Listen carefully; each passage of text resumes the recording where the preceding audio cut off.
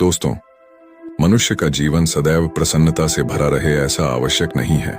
सुख और दुख एक ही सिक्के के दो पहलू हैं। यदि मनुष्य के जीवन में दुख और बुरा समय नहीं होगा, तब वह अच्छे समय के महत्व को कभी नहीं समझ पाएगा। कई व्यक्ति ऐसे होते हैं जब उनके जीवन में समस्याएं आती हैं, तब वह बार बार यही कहते हैं कि आखिर अच्छा समय कब आएगा। किंतु अच्छा समय भाग्य पर निर्भर करता है। साथ ही हमारे कर्म भी अच्छे समय को हम तक पहुंचने में सहयोग करते हैं। मनुष्य के जीवन में होने वाली घटनाओं को ईश्वर तरह तरह से संकेत देकर उसे बताने का प्रयास करते हैं। जब मनुष्य का अच्छा समय आने वाला होता है, तब ईश्वर उसे विभिन्न प्रकार से संकेत देकर बताने का प्रयास करते हैं कि तुम्हारा अच्छा समय जल्द आएगा, थोड़ा धीरज रखो। ऐसे में जानकारी के अभाव में व्यक्ति उन संकेतों का गलत अर्थ निकाल लेते हैं या फिर उनका स्वागत नहीं करते। इस प्रकार जब परेशानियां उसका पीछा नहीं छोड़ती हैं, तब वह निराश हो जाते हैं। आज हम आपको इस वीडियो में बताने वाले हैं कि अच्छे समय आने के क्या संकेत होते हैं और किस प्रकार से इन संकेतों का स्वागत करना चाहिए। दोस्तों, गौतम बुद्ध की शिक्षा हर किसी के जीवन को नई दिशा दे सकती है। अगर आप भी इसे मानते हैं तो कमेंट्स में नमो बुद्धाय लिखना मत भूलिए। इस कहानी को अंत तक सुनिएगा और वीडियो के साथ बने रहिएगा। आइए कहानी की शुरुआत करते हैं। बहुत समय पहले की बात है। एक गांव में एक गरीब आदमी रहता था। वह आदमी अपने जीवन के दुखों से बहुत अधिक परेशान रहता था। जब भी वह कोई काम करने जाता तो वह काम सफल होते होते रह जाता था। आखिरी क्षणों में असफलता ही उसके हाथ लगती थी। कभी वह स्वास्थ्य को लेकर परेशानी में रहता था तो कभी उसके परिवार में अकाल मृत्यु हो जाती थी। वह अपने जीवन के दुखों से तंग आ चुका था। एक दिन की बात है, वह अपने घर के दरवाजे पर बैठा बैठा सोच रहा था। तभी उसके दरवाजे पर चिड़ियों का झुंड आया। वह पहले से ही परेशान था। चिड़ियों को देखकर उसने उन्हें भगाना शुरू कर दिया। सभी चिड़ियां उसके दरवाजे से दूर हो गई। उस व्यक्ति की यह विशेष आदत थी, जब भी वह किसी जानवर को अपने घर के आसपास देखता था, तब उसे मारने और भगाने लगता था। साधु संतों को देखकर वह कभी उन्हें प्रणाम नहीं करता था, बल्कि मुंह फेर कर वहां से चला जाता था। आखिरकार लगातार परेशानी झेलते हुए जब उसकी हिम्मत टूट गई, तब एक दिन उसने निर्णय ले लिया कि अब वह इस जीवन को समाप्त कर देगा। वह अपना घर छोड़कर गांव से बाहर चला गया और नदी को देखते ही उसमें छलांग लगा दी। लेकिन यह क्या, दो सन्यासियों ने उसे नदी के पानी से बाहर निकाल दिया। दरअसल जब वह नदी में छलांग लगाया था, वहां पर एक सन्यासी और उनके दो शिष्य बैठे हुए थे। उस व्यक्ति को नदी में छलांग लगाता हुआ देखकर सन्यासी ने अपने शिष्यों को आदेश दिया और उस व्यक्ति को पानी से बाहर निकाला गया। पानी से बाहर आते ही वह व्यक्ति सन्यासी के ऊपर चिल्लाया। उसने कहा कि आपने मेरी जान क्यों बचाई? मैं जीवित नहीं रहना चाहता, मुझे मरना ही होगा। सन्यासी ने उसे समझाते हुए कहा कि यह जीवन बहुत मूल्यवान है, तुम इसे इस प्रकार क्यों व्यर्थ कर रहे हो? आखिरकार जब समय पूरा हो जाएगा, तब तुम्हें यह धरती छोड़कर जाना ही है। उस व्यक्ति ने कहा कि मैं अपने जीवन की परेशानियों से तंग आ गया हूं। मुझे समझ में नहीं आता है कि मेरा अच्छा समय कब शुरू होगा। मेरे जीवन में सब कुछ बुरा बुरा होता है। मैं लाख प्रयत्न करता हूं, फिर भी सफलता नहीं मिलती है। सन्यासी ने कहा कि मैं तुम्हारी सहायता करूंगा। तुम सबसे पहले आत्महत्या करने का विचार अपने दिमाग से निकाल दो, क्योंकि यह सबसे बड़ा पाप है। जो व्यक्ति आत्महत्या करते हैं, उन्हें कभी मुक्ति नहीं मिलती है। तुम्हें क्या लगता है, तुम आत्महत्या कर लोगे तो तुम्हारी परेशानियां खत्म हो जाएंगी? कभी नहीं, बल्कि आत्महत्या से तुम कायर सिद्ध होते हो। तब उस व्यक्ति ने कहा कि हे सन्यासी, आप बहुत ज्ञानी हैं, कृपया करके मुझे कोई मार्ग बताइए। मुझे यह बताइए कि मेरा अच्छा समय कब आएगा और इसके संकेत क्या क्या है। सन्यासी ने कहा कि मैं तुम्हारी सहायता अवश्य करूंगा, किंतु उससे पहले तुम्हें मेरे कार्य करने होंगे। मैं तुम्हें जैसा जैसा कहता हूं, तुम्हें मेरी बात माननी होगी। उस व्यक्ति ने कहा कि आप जो भी कहेंगे मैं सब मानूंगा। आप ये बताइए कि मेरे जीवन में अच्छा समय कब आएगा और इसके संकेत क्या है। सन्यासी ने कहा कि पहले मेरी बात सुन लो। व्यक्ति ने कहा, ठीक है, मुझे बताइए। सन्यासी ने कहा कि यदि तुम चाहते हो तुम्हारा अच्छा समय जल्दी आए तो प्रतिदिन चिड़ियों को दाना डालना। उस व्यक्ति ने मुंह बनाते हुए कहा, यह किस प्रकार का कार्य है? मुझे तो चिड़िया पसंद नहीं है। यदि वह मेरे द्वार पर आते हैं तो मैं उन्हें भगा देता हूं। तब सन्यासी ने कहा कि तुम अच्छे समय के संकेत का स्वागत इस प्रकार करते हो। तभी वह व्यक्ति चौंक गया। उसने कहा कि चिड़ियों का और अच्छे समय का क्या लेना देना? सन्यासी ने कहा कि जाओ और पहले यह कार्य करके आओ।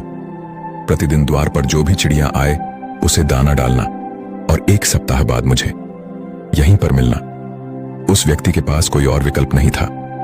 उसने सन्यासी की बात मान ली और घर वापस चला गया। अब जब कभी उसके दरवाजे पर चिड़िया आती तो वह उन्हें दाना देने लगता। इस प्रकार लगभग 1 हफ्ते तक यह कार्य करने के बाद उसे लगने लगा कि उसे कुछ अच्छे समाचार प्राप्त हो रहे हैं। शायद अब उसका जीवन बदलने वाला है।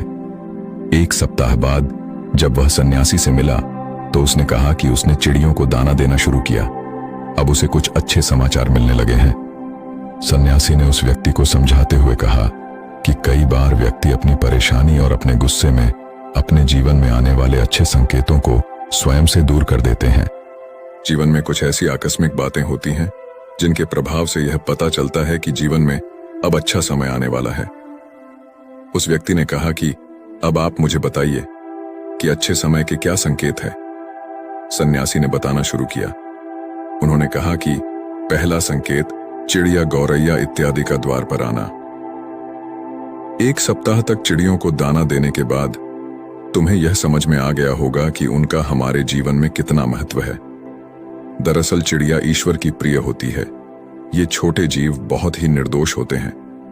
जीवन में जब भी कुछ अच्छा होने वाला होता है तब ईश्वर उन्हें संदेश वाहक के रूप में मनुष्य के द्वार पर भेजते हैं। यदि मनुष्य उनका स्वागत अच्छे से करते हैं, उन्हें दाना पानी देते हैं, तब अच्छा समय जल्दी आता है। लेकिन यदि मनुष्य उनके साथ खराब व्यवहार करें तब अच्छा समय भी दूर चला जाता है। इसलिए हमेशा दरवाजे पर चिड़िया आए तो उसको स्वागत करना चाहिए। गाय का द्वार पर आना। गाय एक ऐसी जानवर है जो हमें दूध देती है। इस दूध को देवता अमृत समान मानते हैं। वेदों शास्त्रों में गायों की पूजा का भी विधान है। कहा जाता है कि जब भी घर में रोटी बनती है तो पहली रोटी गाय को समर्पित करना चाहिए। जब कभी घर के आसपास गाय दिखाई दे तो उसे अच्छा संकेत मानते हुए रोटी अवश्य खिलाना चाहिए। गाय ईश्वर को प्रिय होती है। जो भी मन से गाय की सेवा करते हैं, ईश्वर उनके ऊपर प्रसन्न रहते हैं। गाय को कभी परेशान नहीं करना चाहिए, बल्कि उन्हें ईश्वर का संदेश वाहक मानकर सदैव उनका स्वागत करना चाहिए। स्वप्न में पितरों के दर्शन होना। यदि कभी भी स्वप्न में पूर्वजों के दर्शन हो तो इसे अच्छा संकेत मानना चाहिए। हमारे पूर्वज भले ही हमसे दूर होते हैं, किंतु किसी न किसी प्रकार से वह हमसे जुड़े होते हैं। उनका स्वप्न में आना अच्छे समय आने का संकेत होता है। वह हमें आने वाले अच्छे समय के लिए संदेश देने आते हैं। इसलिए जब कभी सपने में पूर्वजों के दर्शन हो तो इसे बुरा नहीं मानना चाहिए, बल्कि उसे अच्छा मानते हुए मन को प्रसन्न रखना चाहिए। अपने पूर्वजों के प्रति सदैव नतमस्तक रहना चाहिए और प्रतिदिन उन्हें ईश्वर मानकर प्रणाम अवश्य करना चाहिए। पूजा करते समय आंखों में आंसू आना आमतौर पर पूजा पाठ नित्य कर्म होते हैं। यह प्रतिदिन करना चाहिए, किंतु कोई व्यक्ति भक्ति भाव में इतना अधिक खो जाते हैं कि पूजा करते समय उनकी आंखों से आंसू आने लग जाते हैं। यह ईश्वर का सबसे अच्छा संकेत होता है कि अब अच्छा समय शुरू होने वाला है। यदि आपके साथ इस प्रकार का कुछ भी हो रहा है तो ईश्वर को धन्यवाद देना चाहिए। ईश्वर स्वयं आपसे जुड़ना चाहते हैं, तभी उन्होंने आपका हृदय में इस प्रकार की भक्ति भावना भर दी है कि जब आप पूजा पाठ करने जा रहे हैं तो आपको भावनाएं महसूस हो रही हैं और आंखों में आंसू आ रहे हैं, तो इसे अच्छा संकेत मानना चाहिए। साथ ही ईश्वर में और अधिक मन लगाना चाहिए। कठिन समय में साधु संतों के दर्शन, कभी जीवन में बहुत अधिक कठिनाई का समय हो और साधु संतों के दर्शन हो रहे हैं, तब इस समय का अच्छा संकेत मानना चाहिए।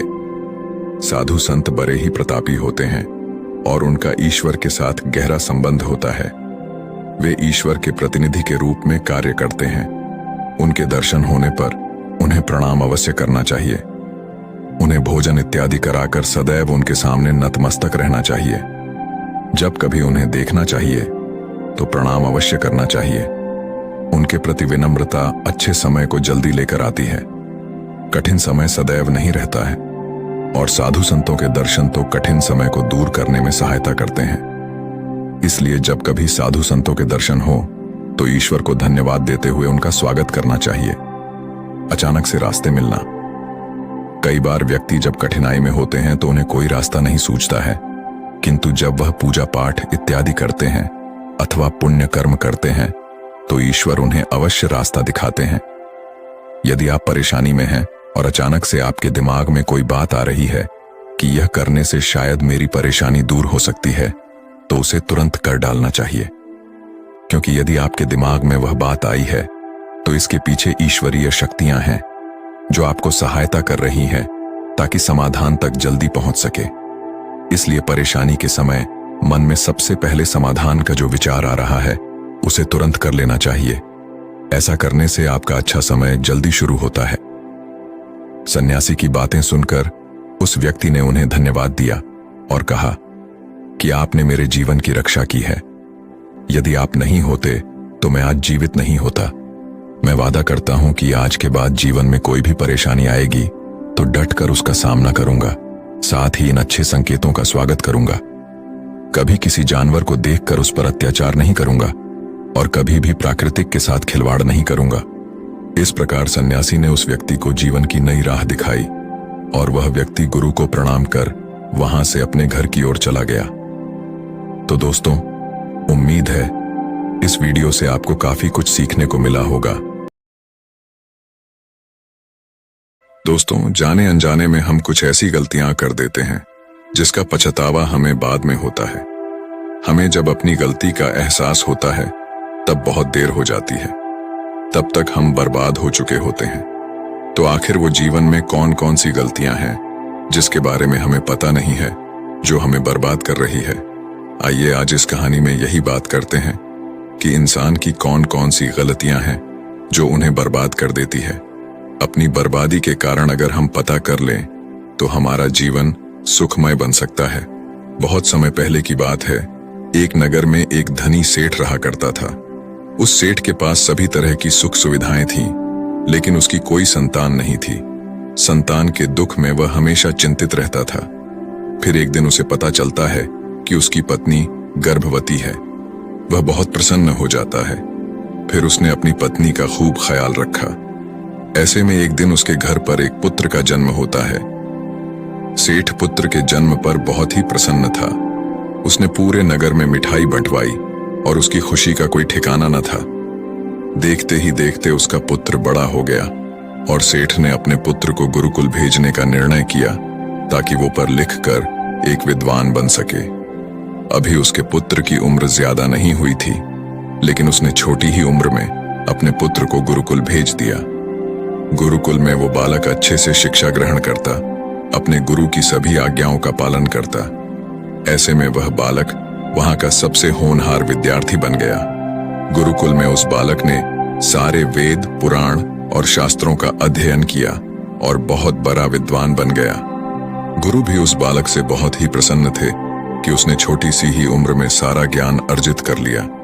लेकिन वो कहते हैं, न समय कब बदल जाए किसी को पता नहीं रहता है। ऐसे ही एक दिन किसी प्राकृतिक आपदा की वजह से उसके माता पिता की मृत्यु हो गई और जब उसके माता पिता की मृत्यु हुई तब तक उस बालक की शिक्षा पूर्ण नहीं हुई थी। और जब उस बालक ने इस खबर को सुना कि उसके माता पिता इस दुनिया में नहीं रहे और उनका सब कुछ बर्बाद हो चुका है, तो उस बालक का इस सांसारिक मोह माया से मन उठ गया।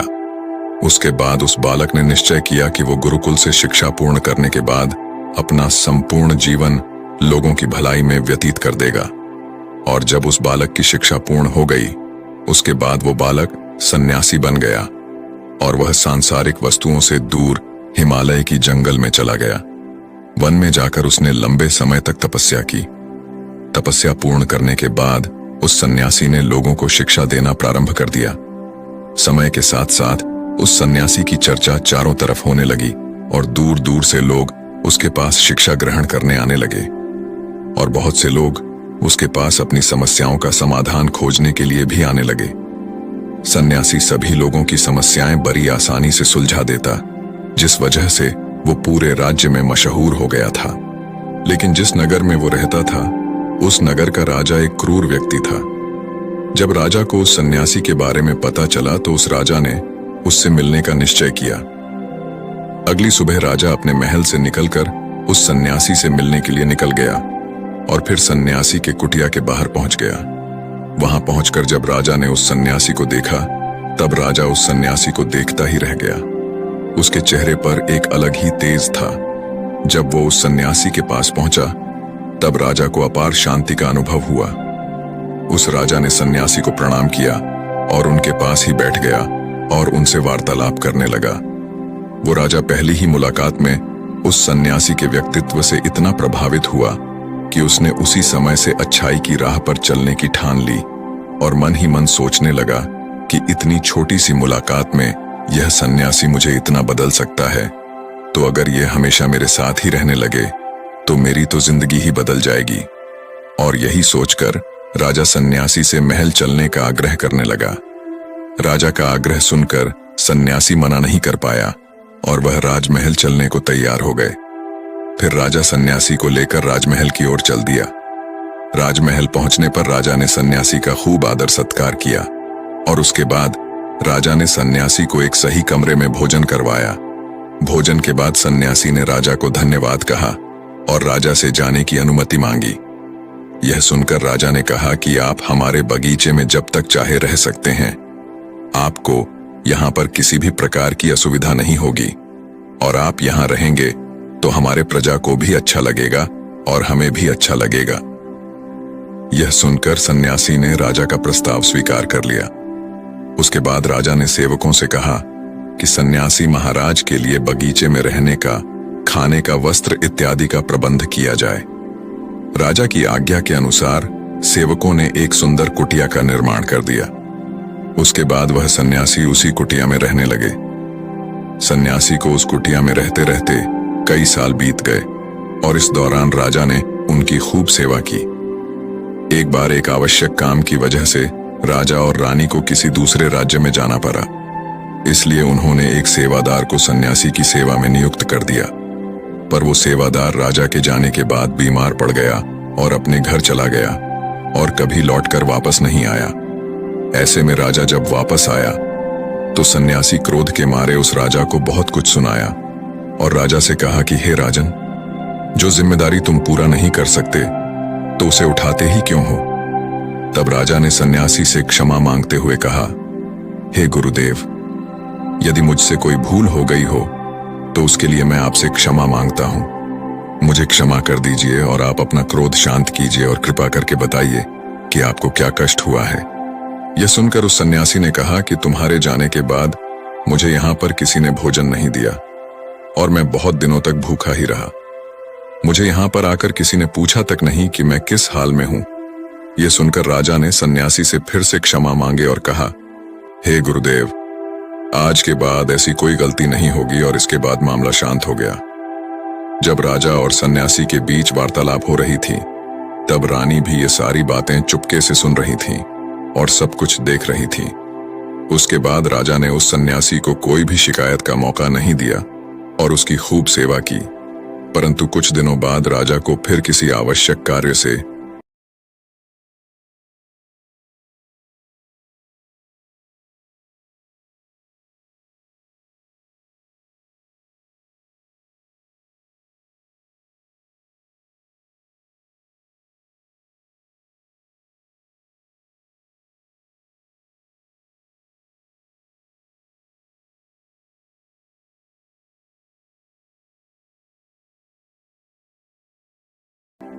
लेकिन इस बार राजा ने राज्य से बाहर जाने से पहले अपने रानी को कहा कि जब तक मैं नहीं आऊं तब तक आप स्वयं सन्यासी की देखभाल करोगी। यह सुनकर रानी ने कहा कि जी महाराज, आप निश्चिंत होकर जाइए, मैं सन्यासी महाराज की अच्छे से सेवा करूंगी।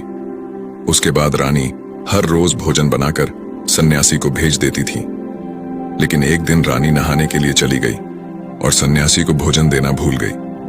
सन्यासी ने काफी देर तक भोजन का इंतजार किया, लेकिन जब भोजन नहीं आया तो सन्यासी सोच में पड़ गया कि आज खाना क्यों नहीं आया। उसके बाद सन्यासी ने सोचा कि वो खुद महल में जाकर देखेगा कि आखिर अब तक खाना क्यों नहीं आया, और फिर वह महल पहुंच गया। जब वो महल के अंदर दाखिल हुआ, वहां उसकी नजर रानी पर पड़ी। रानी के लंबे लंबे घने काले बाल जो कि उसके कमर पर लहरा रही थीं। उसकी कजरारी आंखें जो देखने मात्र से किसी को भी घायल कर दे। उसकी हिरनी जैसी चाल। रानी के इतने सुंदर रूप को देखकर सन्यासी चकित हो गया और रानी की सुंदरता सन्यासी के मन में घर कर गई और वह वहां से बिना कुछ कहे ही अपनी कुटिया में लौट आया। सन्यासी रानी के रूप की सुंदरता को भुला ना सका और वह खाना पीना छोड़कर अपनी कुटिया में पड़ा रहा। सन्यासी अपने विचारों के चलते कई दिनों तक कुछ नहीं खाया, जिस वजह से वो बहुत कमजोर हो गया। फिर कुछ समय बाद राजा वापस लौटे और जब उन्हें सन्यासी की हालत का पता चला तो वह सीधे सन्यासी से मिलने उनके कुटिया के पास पहुंच गए और बोले कि हे गुरुदेव, क्या बात है, आपको क्या हो गया है और आप इतने कमजोर कैसे हो गए? आखिर आपको किस बात की चिंता है? किस गहरी सोच में डूबे हुए हो? क्या मुझसे कोई भूल हो गई है? तब सन्यासी ने कहा कि नहीं राजन, आपसे कोई भूल नहीं हुई है। यह सुनकर राजा ने कहा, तो फिर आखिर क्या बात है, आप मुझे बताइए, मैं आपकी परेशानी जरूर हल करूंगा। यह सुनकर सन्यासी ने राजा से कहा कि हे राजन, मैं आपके रानी की अद्भुत सुंदरता को देखकर उनके विचारों में खो गया हूं और अब मैं रानी के बिना जिंदा भी नहीं रह सकता। यह बातें सुनकर राजा हैरान रह गया और कुछ देर सोचने के बाद राजा ने उस सन्यासी से कहा, मैं आपको रानी दे दूंगा। यह बात सुनते ही सन्यासी बहुत प्रसन्न हो गया। फिर राजा सन्यासी को लेकर महल चले गए और जब राजा सन्यासी को लेकर महल पहुंचे, उस दिन रानी ने सबसे सुंदर वस्त्र पहनी हुई थी। फिर राजा रानी के पास पहुंचे और रानी से कहा कि आपको इस सन्यासी की मदद करनी चाहिए। यह बहुत कमजोर पड़ गए हैं और मैं नहीं चाहता कि किसी ज्ञानी पुरुष की हत्या का कलंक मेरे सर पर लगे। उसके बाद राजा ने रानी से पूछा कि क्या आप इस कलंक को अपने सिर लेना चाहेंगे? राजा की यह बात सुनकर रानी ने राजा से पूछा कि आखिर इस सन्यासी के दुख का कारण क्या है? तब राजा ने रानी से कहा कि सन्यासी आपके अद्भुत सुंदरता के दीवाने हो गए हैं। राजा की यह बात सुनकर रानी ने कहा, राजन आप चिंता न करें, अब आप सब कुछ मेरे ऊपर छोड़ दीजिए। मुझे पता है कि मुझे अब क्या करना है। उससे आपके ऊपर न तो सन्यासी के हत्या का पाप लगेगा और न ही उससे मेरी पवित्रता का नाश होगा। रानी की यह बात सुनकर राजा ने रानी को सन्यासी को सौंप दिया। उसके बाद सन्यासी रानी को लेकर कुटिया में पहुंचे। कुटिया के अंदर दाखिल होकर रानी ने सन्यासी से कहा कि हमें रहने के लिए घर चाहिए, हम इस झोपड़ी में नहीं रह सकते। यह सुनकर सन्यासी राजा के पास गया और राजा से जाकर बोला कि हे राजन, हमें रहने के लिए एक घर चाहिए। सन्यासी की बात सुनकर राजा ने उनके लिए घर का प्रबंध कर दिया। फिर सन्यासी रानी को लेकर घर पहुंचा। जब रानी सन्यासी के साथ उस घर पर पहुंची, तब रानी ने कहा कि यह घर तो बहुत गंदा है और इसकी हालत बहुत खराब है, मैं इस घर में नहीं रह सकती। यह सुनकर फिर से वो सन्यासी राजा के पास गया और राजा के पास जाकर बोला, हे राजन, आपने जो हमें घर दिया है उस घर की हालत बहुत खराब है। सन्यासी की बात सुनकर राजा ने घर की हालत ठीक करवा दी। उसके बाद फिर रानी घर के अंदर गई और नहा धोकर बिस्तर पर आ गई। फिर सन्यासी भी बिस्तर पर आ गया। फिर उसके बाद रानी ने सन्यासी से कहा कि आपको पता है आप कौन हैं और अब आप क्या बन गए हैं। आप एक महान सन्यासी थे जिसके लिए राजा स्वयं सारी सुविधाएं उपलब्ध कराते थे। ऐसा सन्यासी जिसके पास लोग दूर दूर से ज्ञान ग्रहण करने के लिए आते थे, जो लोगों को सत्य की राह दिखाया करते थे, जो लोगों की समस्याओं का समाधान करते थे, जिनको सभी लोग सर्वश्रेष्ठ गुरु मानने लगे थे, जिनकी लोग भगवान के रूप में भी पूजा किया करते थे। और आज आप अपने वासना के कारण मेरे गुलाम बन गए हैं। रानी की ये सारी बातें सुनकर उस सन्यासी को बड़ा झटका लगा और उसे महसूस हुआ कि वो तो एक सन्यासी है और वो ये सब क्या कर रहा है। वो तो इन सारी सुख सुविधाओं को छोड़कर शांति की तलाश में वन में चला गया था। जब सन्यासी को सुध-बुध आई तो वो जोर जोर से रोने लगा और चिल्लाने लगा और रानी से कहने लगा, मुझे क्षमा कीजिए महारानी, मैं ये क्या करने जा रहा था?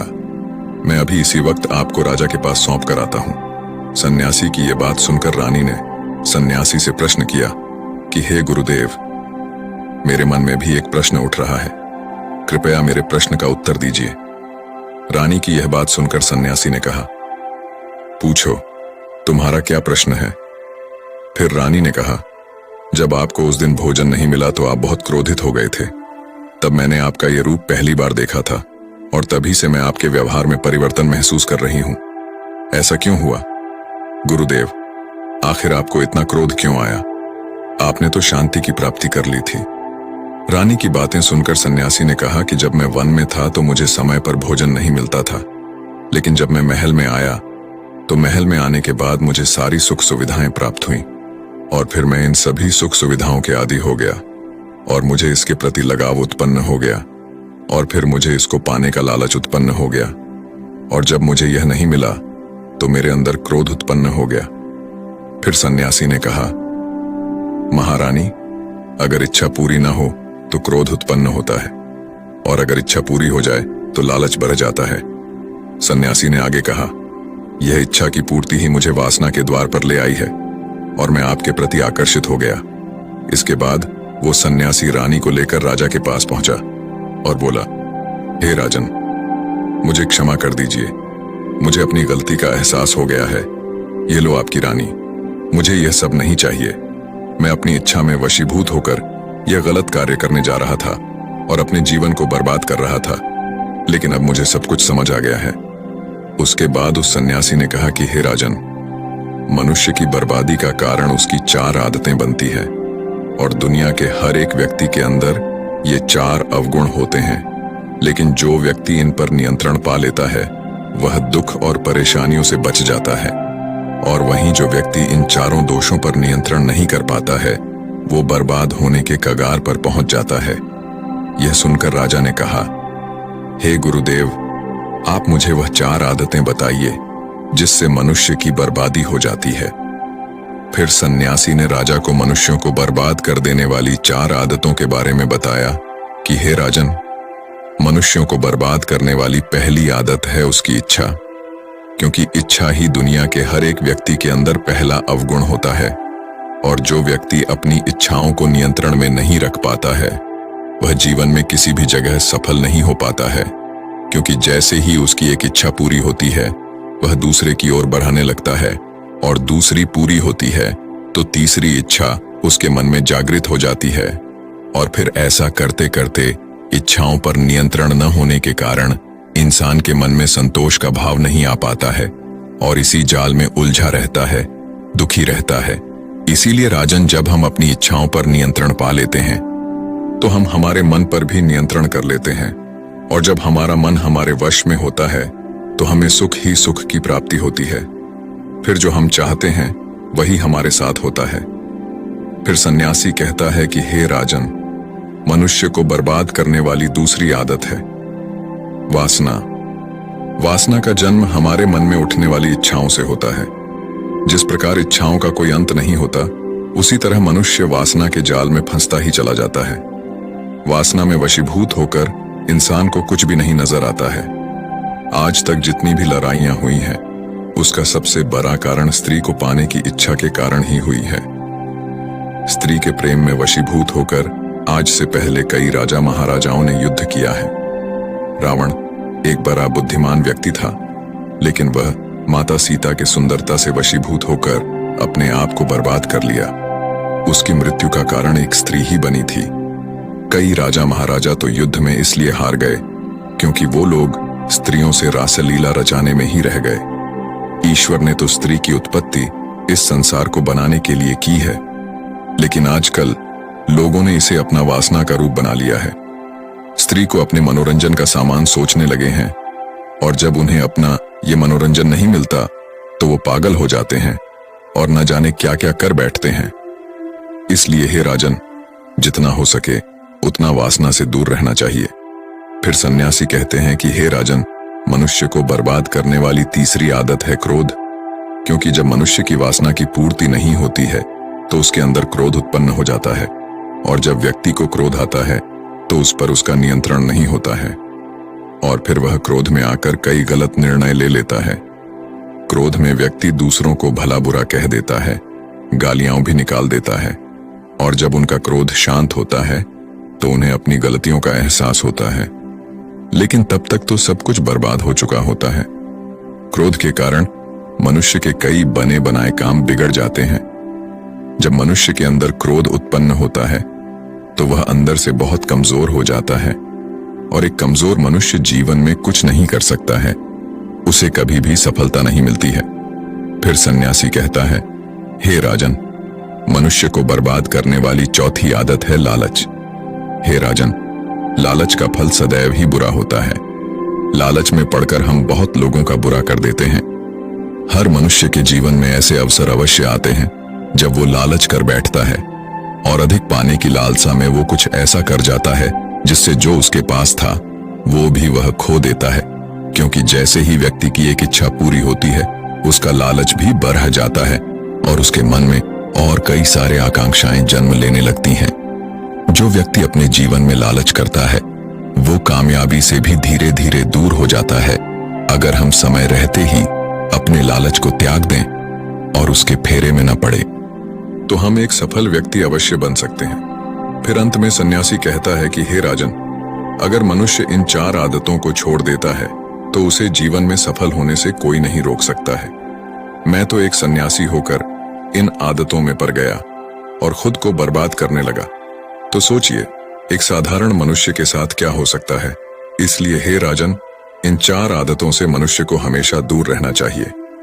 तो दोस्तों, उम्मीद है इस वीडियो से आपको काफी कुछ सीखने को मिला होगा, और अगर कुछ सीखने को मिला हो तो हमारे इस वीडियो में एक बार की बात है।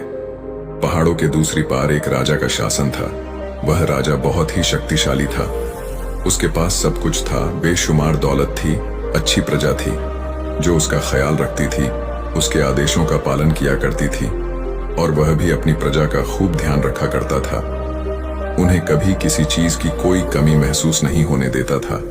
कहने को तो राजा के पास सब कुछ था, किसी चीज की कोई कमी नहीं थी, लेकिन उसका मन कभी किसी एक काम पर नहीं टिक पाता था। वह जब भी किसी भी चीज को करने का प्रयास करता तो उसका ध्यान कहीं भटक जाता था। इस चीज को लेकर वह बहुत चिंतित रहता था। कई बार वह अपने बगल के राज्य के राजाओं से भी मिला था, और सभी ने उसे अलग अलग राय दी। सभी ने उस राजा को अलग अलग तरीके बताए। जो भी तरीके उस राजा ने सुने थे, उन तरीकों को अपने जीवन में उतारा, लेकिन उन उपायों से उसे कोई लाभ न मिला, जिसके कारण वह हमेशा चिंतित रहता, परेशान रहता। कई बार तो रातों को उसे नींद भी नहीं आती थी और केवल करवटें बदलता रहता।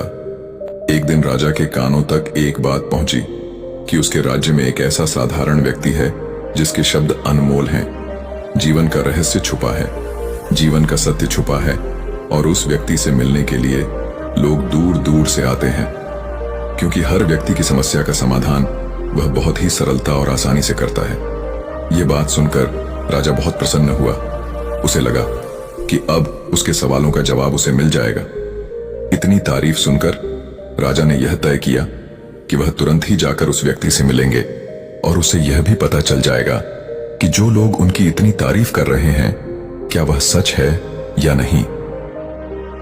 अगले दिन सुबह सुबह वह राजा उस व्यक्ति से मिलने के लिए निकल गया। रास्ता कुछ ज्यादा ही लंबा था, जिस कारण राजा ने बीच रास्ते में आराम किया। वहां पर उपस्थित हर कोई उस व्यक्ति के बारे में जानता था। जब राजा ने उनसे उस व्यक्ति के बारे में पूछा तो वे लोग उस साधारण व्यक्ति की खूब तारीफ कर रहे थे। तभी राजा ने सोचा कि लगता है यह व्यक्ति बहुत बुद्धिमान है, बहुत ज्ञानी होगा और प्रभावशाली व्यक्ति होगा, अन्यथा हर कोई उसकी इतनी तारीफ नहीं करता। जरूर ही उस व्यक्ति में ऐसी कोई बात होगी जिसके कारण हर कोई उन्हें जानता है और उनकी तारीफ कर रहा है। उस व्यक्ति की तारीफ सुनकर राजा के मन में उससे मिलने की उत्सुकता और अधिक बढ़ गई। अब वह राजा जल्द से जल्द उस व्यक्ति से मिलना चाहता था, जिसके कारण वह आगे का सफर तय करना शुरू कर देता है। जैसे जैसे वह राजा उस व्यक्ति के आश्रम पहुंचता है, आश्रम में उसे कोई नजर नहीं आता। आश्रम के पीछे एक छोटा सा बगीचा। जब राजा वहां पहुंचता है तो उसने देखा कि एक माली बगीचे में काम कर रहा है।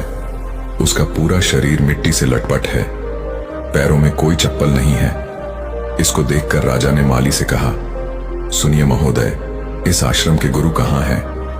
मैं उनसे मिलने आया हूं। इस पर वह माली जवाब देते हुए कहता है, श्रीमान आप अंदर बैठिए, मैं उन्हें बुलाता हूं, वे जल्द ही आपसे मिलेंगे। बात सुनकर राजा अंदर कुटिया में जाकर बैठ गया और उसका आश्रम में आने का इंतजार करने लगा। कुछ देर प्रतीक्षा करने के बाद जब साधारण व्यक्ति उस राजा के सामने पहुंचा, उसने देखा कि यह तो वही व्यक्ति है जो बगीचे में काम कर रहा था। राजा ने उन्हें नमस्कार किया और बहुत हैरानी से कहा, अरे आप तो वही माली है जो बाहर बगीचे में काम कर रहे थे। लेकिन अब की बार तो माली एक बौद्ध भिक्षु के रूप में आया था। तभी बौद्ध भिक्षु राजा से कहते हैं, सम्राट मेरा मजाक माफ कीजिए, मैं बगीचे में छोटा सा काम कर रहा था। मैं यहाँ का मालिक हूँ और मैं ही वह असाधारण व्यक्ति हूँ जिससे आप यहाँ इतनी दूर मिलने आए हैं। कृपया करके अपने आने का कारण बताएं। इस पर राजा उन बौद्ध भिक्षु से कहते हैं, हे महाराज, मैंने सुना है कि आप जैसा व्यक्ति इस पूरे राज्य में नहीं है। मैंने आपकी तारीफ सुनी है, मैंने आपके बारे में कई सारी अच्छी बातें सुनी हैं। मैंने यह भी सुना है कि आपके पास जो भी अपनी समस्या लेकर आता है उसकी समस्या का समाधान आप अवश्य करते हैं। इसी कारण मैं आज आपसे यहाँ पर मिलने आया हूँ और मैं आपसे उपदेश चाहता हूँ। लेकिन मेरे मन में एक शंका है। इस पर बौद्ध भिक्षु राजा से कहते हैं, कैसी शंका है? इस पर राजा कहता है, मैंने बहुत से विद्वानों को देखा है, बहुत से ज्ञानियों को देखा है। वे जब भी चलते हैं तो उनके पास तरह तरह के ज्ञान की किताबें होती हैं। उनके पास ऐसा कोई न कोई संकेत जरूर नजर आता है जिससे यह पता चल सकता है कि वे लोग ज्ञानी हैं। आपके पास तो न कोई ज्ञान की किताबें हैं और न ही कोई ऐसे संकेत आप में नजर आ रहे हैं, लेकिन उसके बावजूद आप बहुत शांत नजर आ रहे हैं। क्या आप मुझे इसका रहस्य बता सकते हैं? इस पर बौद्ध भिक्षु मुस्कुराने लगे और राजा से कहते हैं, मेरा ज्ञान तो इस संस्कार में प्रकृति के रूप में हर जगह है। मैं अपना ज्ञान जीवन की सरल और साधारण वस्तुओं से ही लेता हूं। पर महाराज, आप यहाँ किसी समस्या को लेकर परेशान हैं। कृपया आप मुझे आपके यहाँ आने का कारण समझाएं। इस पर राजा कहते हैं, हे गुरुवर, मेरा यहाँ आने का कारण यह है कि मैं किसी भी काम को लेकर लंबे समय तक इस कार्य पर अपना ध्यान नहीं लगा पा रहा। मैं कुछ ही देर में उस कार्य से भटक जाता हूँ। कृपया कर मुझे अपनी समस्या का समाधान बताएं। मैं इस बात से काफी चिंतित हूँ। बौद्ध भिक्षु ने राजा की चिंता को समझकर कहा, महाराज, आपकी समस्या मुझे समझ आ गई है। आप जिस कार्य पर ध्यान नहीं लगा पा रहे उसके लिए मैं आपको एक उपाय बता सकता हूं, लेकिन आज आपको देर हो चुकी है। आप मुझे कल सुबह मिले, कल सुबह का समय ठीक रहेगा। कल सुबह जब आप मुझसे मिलेंगे तो मैं आपके सभी सवालों का जवाब आपको दे दूंगा। यह कहकर बौद्ध भिक्षु वापस अपने बगीचे में लौट गए और वह राजा भी वापस अपने महल लौट गया।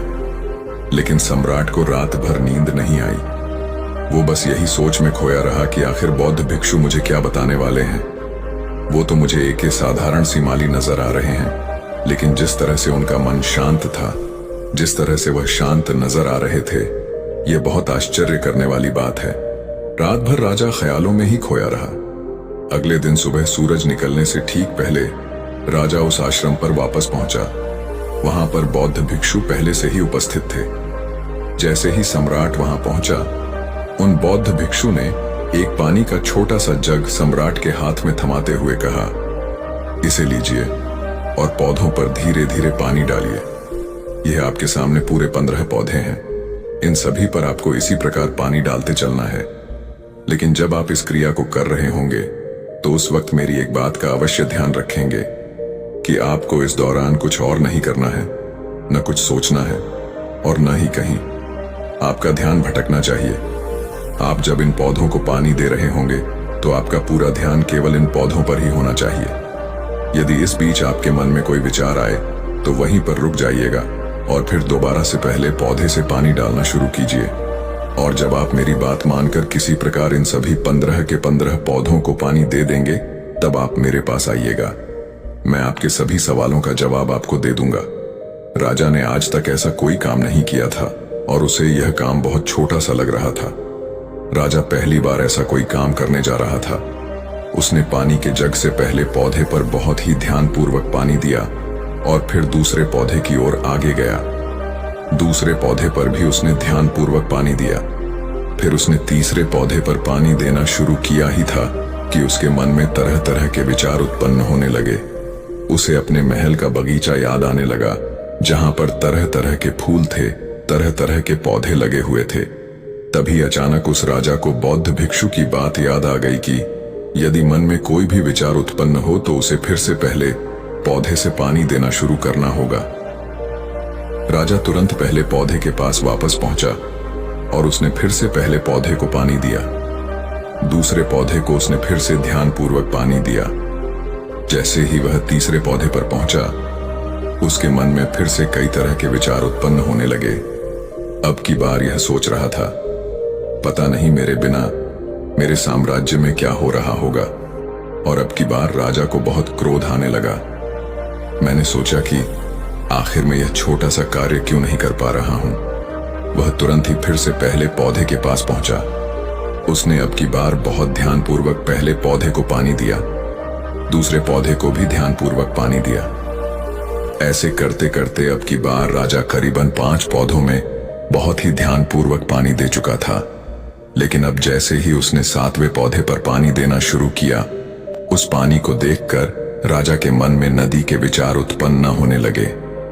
सम्राट बहुत परेशान हो चुका था। जितनी बार वह पौधों को पानी देने का प्रयास करता है, हर बार वह असफल हो जाता है।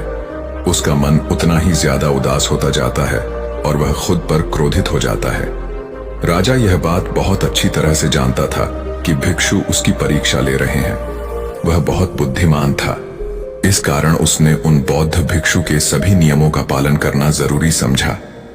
राजा जितनी बार भी कोशिश करता है, हर बार वह असफल हो जाता। उसका मन उतना ही ज्यादा व्याकुल होता जाता।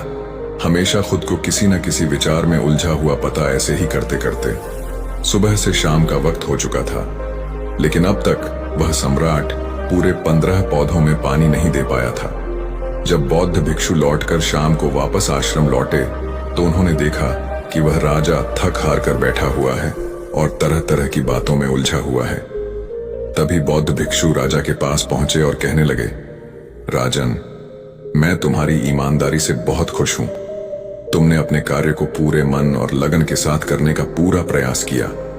इसलिए जो बात मैं तुम्हें बताने जा रहा हूं, उसे बहुत ही ध्यानपूर्वक सुनना और समझने का प्रयास करना।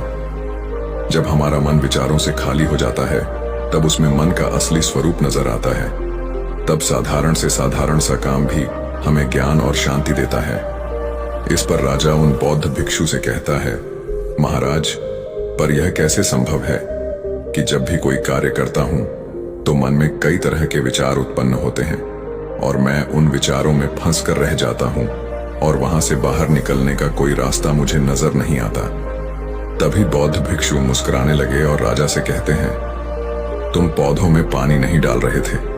तुम तो जल्दी जल्दी अपने इस कार्य को बस खत्म करना चाहते थे। तुम्हारे मन में तो यह विचार उत्पन्न हो रहा था कि तुम जल्दी से जल्दी इन 15 पौधों में पानी दे दो और उसके बाद तुम मुझसे मिल सको और अपने प्रश्नों का उत्तर जान सकूं।